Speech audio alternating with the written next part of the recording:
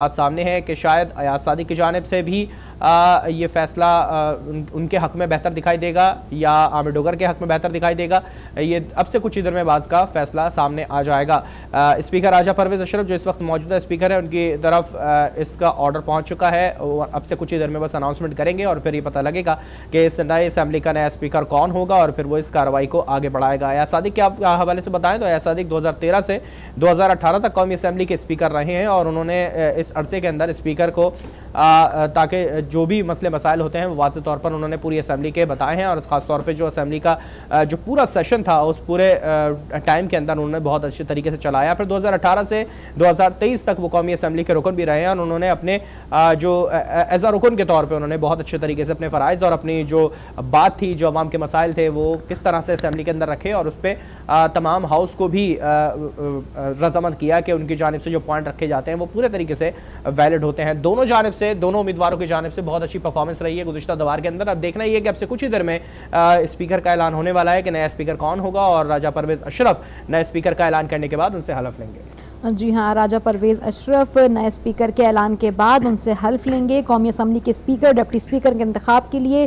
اجلاس جاری ہے اور اس وقت اسپیکر راجہ پرویز اشرف کی زیر صدارت اجلاس جاری ہے. گزارش ہے کہ اپنی اپنی نشستوں پر تشریف رکھیے.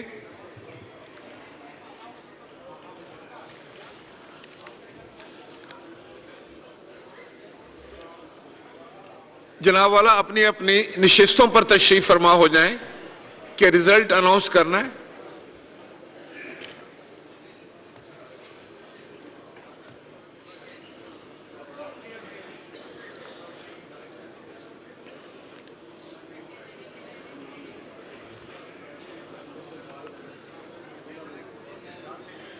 Announcement of result. Total votes polled 291. Valid votes 290. Invalid vote 1. Sardar Ayaz Sadiq Saab 199 votes.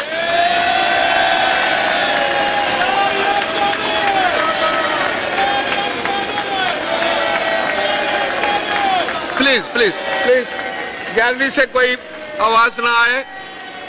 Gallery سے کوئی آواز نہ آئے. جی ریزلٹ سنیے. ملک محمد عامر ڈوگر صاحب 91 ووٹس.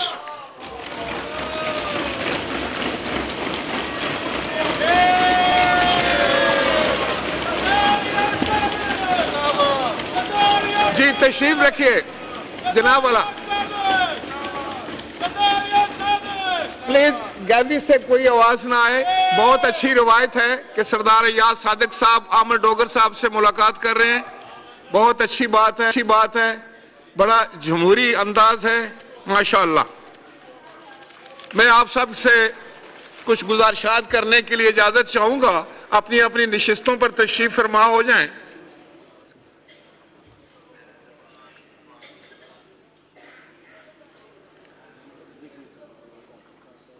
سردار صاحب آئیے گا, تشریف رکھیں اپنی سیٹ پہ.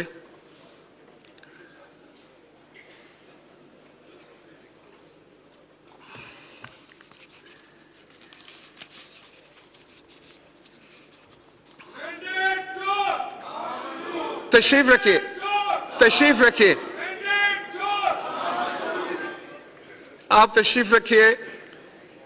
بسم اللہ الرحمن الرحیم.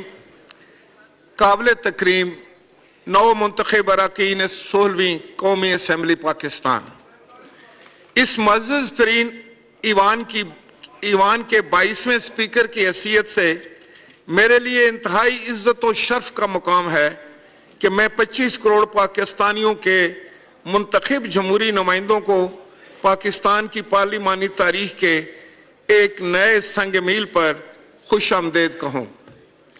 بطور اسپیکر میری زندگی کا ایک تاریخی موقع وہ بھی تھا جب آپ سب سے بحیثیت رکن قومی اسمبلی میں نے حلف لیا اور یوں یہ اجتماعی ذمہ داری آپ کو باقاعدہ طور پر تفویض ہوئی کہ اس مملکت خداداد کی تعمیر و ترقی کے لیے اپنا وہ کردار پوری دیانتداری इखलास से नियत और खूबी से अदा करें जिसके लिए अवाम ने आपको मुंतखब करके यहाँ भेजा है।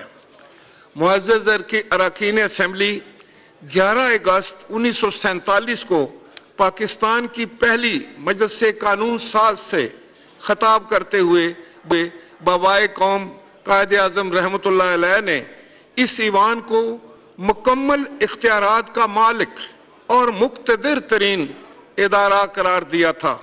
सो इस मामले में कोई दो राय नहीं कि अवाम की ताकत का सरचश्मा ये ईवान है, जिसकी वसातत से अवाम परवर आलम की हाकमियत आला को बतौर अमानत अपने मुंतखब नुमाइंदों के ज़रिए ही बरूए कार लाते हैं। सो जहाँ ये मकाम व मंजिलत आप सबका मुश्तरका एजाज़ है, वहीं ये आप सबकी इज्तिमाई जिम्मेदारी भी है कि वतन अजीज़ को दरपेश मसाइल का हल बाहमी मुशावरत और तावन से तलाश करें। याद रखिए, ये ईवान अवामियान ने पाकिस्तान की आला तरीन दानिशगाह है और अहले पाकिस्तान की निगाहें आपकी जानिब मरकूज हैं। सो आपके इत्तेहाद व ईमान की अलामत इख्तलाफ राय एहतराम राय से अबारत है। सो आपका हर तर्ज अमल मुल्क व मिल्लत के मफाद में होना चाहिए, तकसीम और तकजीब के लिए नहीं।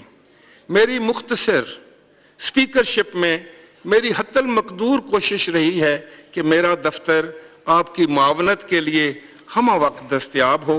इस दौर में पार्लिमान की 75 साला तकरीबात का इनाकाद करके हमने इस मोहतरम ईवान के दरवाजे अहले पाकिस्तान के सबसे पिसे हुए तबकात के लिए खोले और नतीजतन इन्हीं नशिस्तों से कौम के बच्चों, ख्वातीन, अकलियतों, हत्ता के ख्वाजा सरा ने भी अपनी आवाज़ अहले इक़्तिदार तक बराह रास्त पहुँचाई। इसी राह पर चलते हुए इस मुअज़्ज़ज़ ईवान ने आईने पाकिस्तान की 50 साला तकरीबात का इनाकाद भी किया, जिसकी बेहद पजीराई भी हुई। मेरे लिए ये इंतहाई एजाज़ की बात है कि मेरे अहद स्पीकरशिप में पार्लिमान की मुश्तरका कमेटी की सिफारिश पर अमल करते हुए कौमी असम्बली पाकिस्तान ने 50 साल बाद आईने पाकिस्तान के शायान शान एक पुरवकार और पुरशको यादगार की तामीर का फरीज़ा भी सर अंजाम दिया, जिसका गुज़िश्ता दिनों इफ्तिताह कर दिया गया। शाहराए दस्तूर पर यह इस्तादा यादगार दस्तूर और उससे मुल्हका बागे दस्तूर जहाँ इस शहर के हुस्न को दवाम बख्शेगा, वहीं कौम को हम वक्त इस एहसास तबाखर से भी मामूर रखेगा कि वो सब बिला तखसीस मुमलकत के बराबर के शहरी हैं, जो इन्हें वो 24 बुनियादी हकूक फराहम करता है जो यादगार दस्तूर की दीवार पर कुनंदा है, गोया नविश्ता दीवार है और पत्थर पर लकीर है। आइन की ये यादगार आप सबको हर सुबह इस ईवान की जानिब आते हुए ये याद दिलाएगी कि आइन की सरबलंदी की जिम्मेदारी आपकी है। इस मुकद्दस दस्तावेज के मुहाफिज आप हैं और इन बुनियादी हकूक के तहफ़्फ़ुज़ के लिए कौम ने आपको ज़ामन मुकर्रर किया है। मुझे ये कहने में कोई बाक नहीं कि हम ये फ़र्ज़ कभी अंजाम न दे सकते अगर मुझे तमाम पार्लिमानी सियासी क़यादत का तावन हासिल ना होता। सो मैं जहाँ अपने साहब बसीरत कायद आसिफ अली जरदारी और जवान साल चेयरमैन पाकिस्तान पीपल्स पार्टी बिलावल भुट्टो जरदारी का शुक्रगुजार हूँ कि आपने मुझ पर एतमाद करके इस जलीलुल कदर ओहदे के लिए मुझे नामजद किया।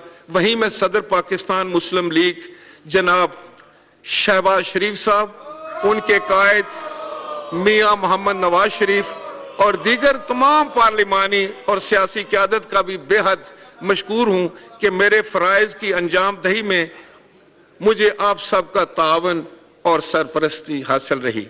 मैं कौमी असम्बली के तमाम